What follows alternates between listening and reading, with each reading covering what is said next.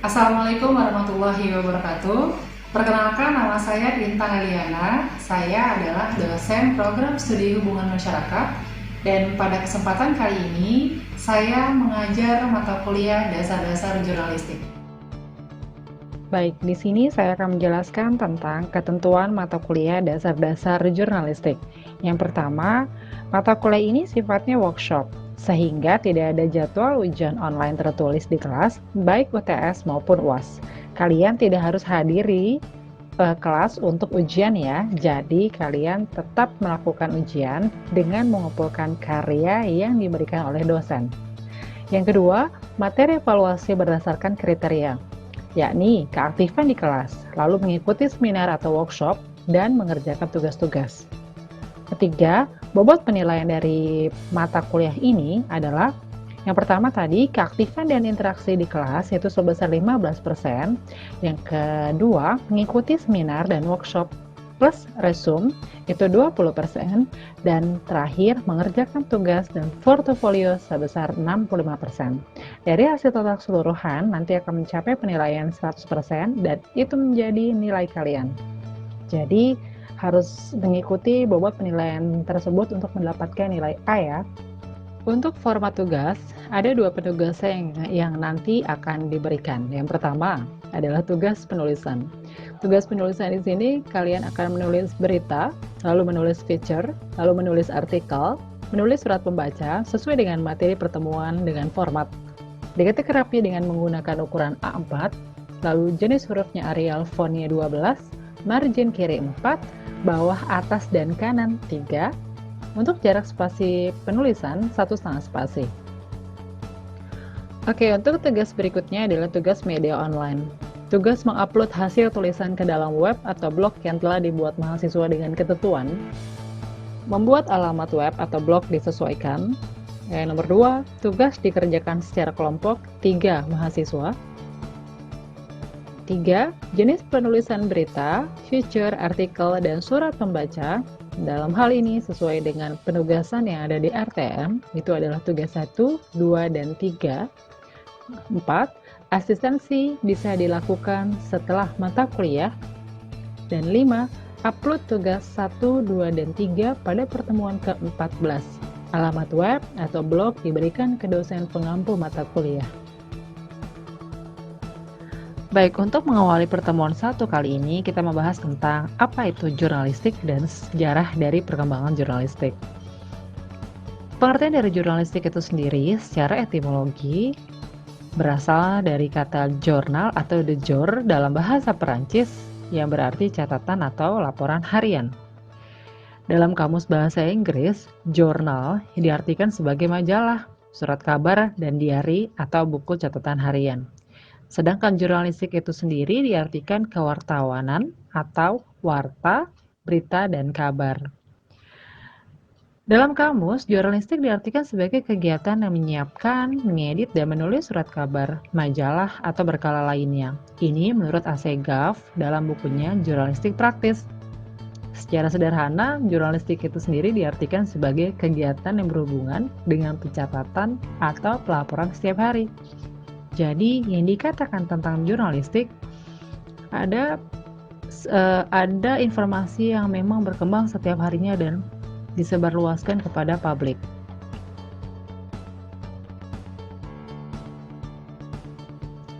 Oke, dilihat dari bentuk dan pengelolaannya, jurnalistik dibagi menjadi 3. Yang pertama adalah jurnalistik media cetak atau newspaper and magazine journalism.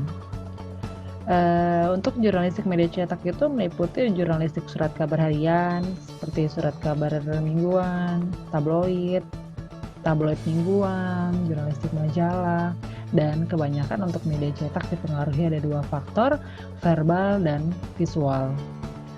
Yang kedua adalah jurnalistik media elektronik auditif, yang kita ketahui biasanya disebut dengan radio broadcast journalism. Nah, dalam jurnalistik media elektronik auditif ini, ya seperti halnya dengan radio atau siaran radio, itu lebih banyak dipengaruhi dimensi verbal, teknologi, dan fisikal. Lalu yang terakhir adalah jurnalistik media elektronik audiovisual atau television journalism. Dalam television journalism, gabungan dari segi verbal, visual, dan teknologi, dan ada dimensi dramatikal. Dalam hal ini, jurnalistik media elektronik audiovisual itu sifatnya lebih ada efek dramatisnya ketika yang tidak dipunyai oleh media massa, radio, dan surat kabar. Oke, dalam produk jurnalistik itu sendiri ada surat kabar yang biasa kita sebut dengan koran, tabloid, majalah, buletin, atau berkala lainnya seperti radio, TV, dan media massa online internet. Nah, dalam hal ini surat kabar, tabloid, majalah, dan buletin itu dapat digolongkan menjadi 3 kelompok besar ya. Jadi ada 3, ada berita atau news, opini atau views, dan 3 iklan atau advertising. Ya, dalam kelompok 3 besar ini hanya berita dan opini saja yang kita sebut dengan produk jurnalistik.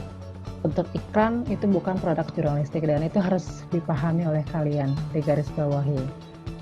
Nah, dalam kelompok berita atau news meliputi antara lain ada berita langsung atau biasa disebut dengan straight news, lalu berita menyeluruh atau komprehensif, ada berita mendalam, depth news, pelaporan mendalam atau depth reporting, lalu berita penyelidikan atau investigative news, lalu berita khas bercerita atau feature news, atau berita gambar atau foto news, dan sifat berita adalah objektif.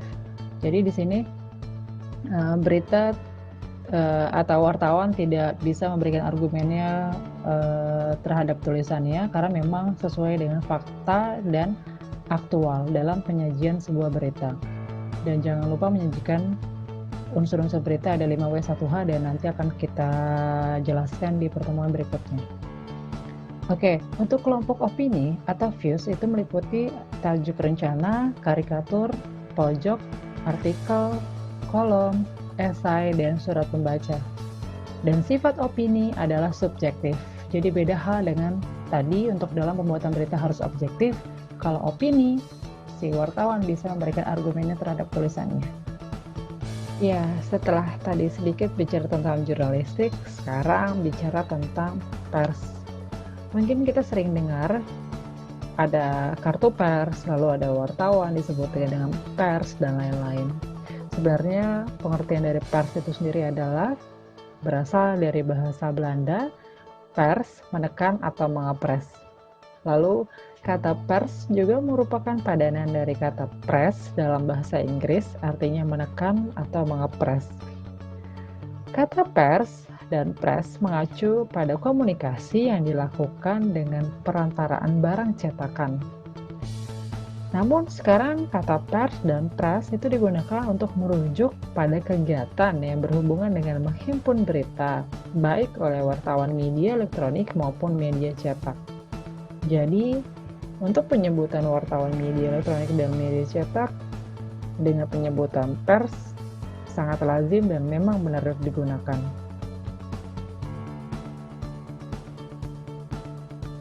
Fungsi utama pers dibagi menjadi 5 dalam setiap negara demokrasi. Yang pertama, fungsi utama sebagai media informasi atau to inform. Nah, pers ini menyampaikan informasi secepatnya dan seluas-luasnya kepada masyarakat. Karena masyarakat mempunyai hak untuk mendapatkan informasi. Jadi informasi yang disampaikan juga harus sifatnya aktual, faktual, penting, dan pastinya menarik untuk masyarakat. Lalu yang kedua adalah edukasi atau to educate. Fungsi pers yang kedua dalam hal ini adalah sebagai pendidikan atau mendidik. Nah, inilah yang membedakan pers sebagai lembaga kemasyarakatan dengan lembaga kemasyarakatan yang lain. Jadi sebagai lembaga ekonomi, pers juga memang dituntut untuk mendapatkan finansial, tapi juga tidak boleh mengurangi apalagi meniadakan fungsi tanggung jawabnya sosial sebagai guru bangsa. Jadi informasi yang disampaikan juga harus sifatnya mendidik dan bisa mengedukasi halayak. Oke, yang berikutnya adalah koreksi atau to influence. Nah, fungsi koreksi di sini disebut sebagai pers itu kan juga disebut dengan pilar demokrasi keempat setelah legislatif, eksekutif, dan yudikatif. Nah, dalam konteks ini, kehadiran pers itu dimaksudkan untuk mengawasi atau mengontrol kekuasaan legislatif, kekuasaan eksekutif, dan kekuasaan yudikatif tadi, agar kekuasaan mereka tidak menjadi korup dan absolut. Dan di sini pers berperan penting untuk mengkoreksi sebagai jembatan antara pemerintah dan masyarakat. Lalu yang keempat adalah fungsi rekreasi atau entertain, yang biasanya kita sebut dengan fungsi hiburan. Pers itu harus mampu memerankan dirinya sebagai wahana rekreasi yang menyenangkan dan menyehatkan bagi semua lapisan masyarakat. Contohnya ada kehadiran cerpen, ada teka-teki, silang, mungkin ada anekdot, dan tidak boleh bersifat negatif. Pers juga harus bersahabat dengan pembacanya. Yang terakhir adalah mediasi atau to mediate. Dalam fungsi pers yang terakhir ini sebagai mediator atau penghubung, nah setiap hari pers itu melaporkan informasi dari berbagai peristiwa dalam bentuk cetak maupun elektronik. Nah, dengan kemampuannya itu, si pers menghubungkan berbagai peristiwa yang terjadi di belahan dunia dan kita mungkin sedang duduk santai. Nah, karena pers itu dapat mengetahui berbagai peristiwa lokal, regional, nasional, maupun internasional secara singkat dan serentak. Dan kita hanya duduk. Menurut McLuhan bisa dikatakan sebagai perpanjangan alat media, perpanjangan alat indera adalah televisi. Nah, di sini kita bisa melihat Paris melalui alat indera kita dengan melalui media TV. Nah, informasi-informasi yang disajikan itu dapat memediate atau memberikan penghubung antara mata kita yang berada di Indonesia dan kita yang sedang duduk di rumah dengan informasi yang memang ada di luar negeri. Seperti itu fungsi utama pers. Nah, ini adalah hal yang harus kalian pahami dan kalian tahu, landasan pers nasional. Menurut keputusan Dewan Pers nomor 79/X1V/1974 tertanggal 1 Desember 1974, pers nasional itu berpijak pada landasan yang pertama, landasan ideal adalah Pancasila. Lalu landasan konstitusional adalah Undang-Undang Dasar 1945. Lalu landasan yuridis formal adalah Undang-Undang Pokok Pers nomor 40 tahun 1999 dan Undang-Undang Penyiaran nomor 32/2002. Dan ini sering dan harus kalian tahu dan kalian cek undang-undang resminya ya. Lalu nomor 4, landasan strategis operasional adalah mengacu kepada kebijakan redaksional media pers masing-masing secara internal yang berdampak kepada kepentingan sosial dan nasional.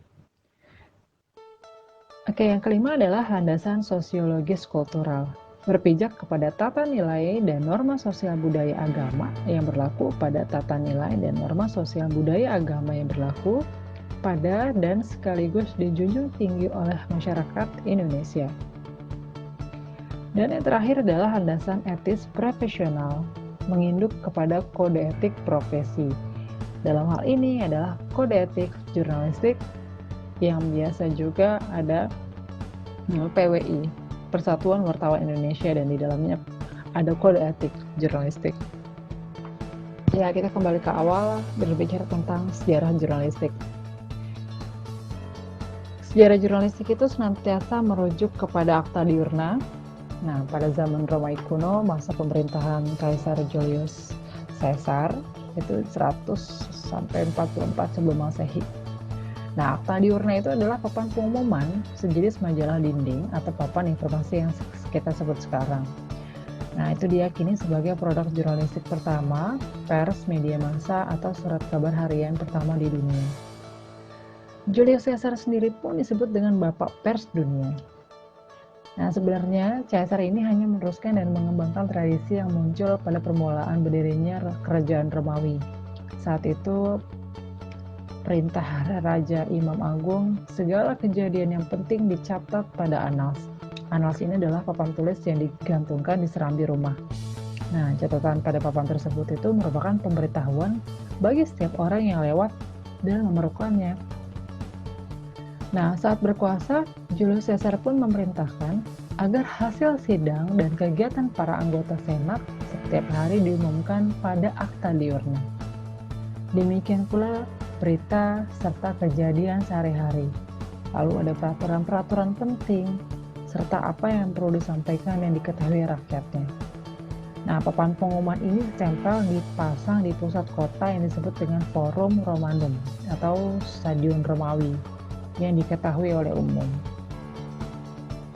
Ya, tadi sedikit bicara tentang sejarah berdirinya jurnalistik di Eropa, dan kalian bisa baca lagi di buku-buku jurnalistik atau searching di internet mengenai sejarah perkembangan jurnalistik di Eropa.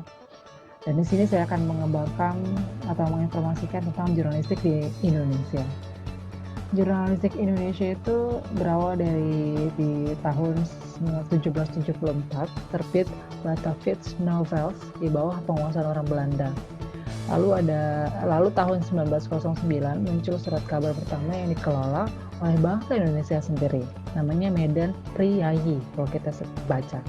Dikelola oleh Tirto Hadi Suryo alias Raden Mas Cokromono dan Mas berbentuk mingguan pada tahun 1910 lalu berubah menjadi surat kabar harian. Nah, di tahun 1945 itu bermunculan surat kabar di berbagai kota. Pers nasional itu sebagai pers perjuangan dan berorientasi pada bagaimana mengamankan dan mengisi kemerdekaan. Karena yang kita tahu 1945 adalah hari kemerdekaan kita dan sudah mulai dikembangkan lagi setelah penjajahan berakhir. Lalu 1950 pers terjun dalam dunia politik praktis. 1965 perkembangan jurnalistik berkembang dengan pesat di bidang sosial politik, sosial ekonomi, dan sosial budaya. Sampai pada hari ini jurnalistik terus berkembang.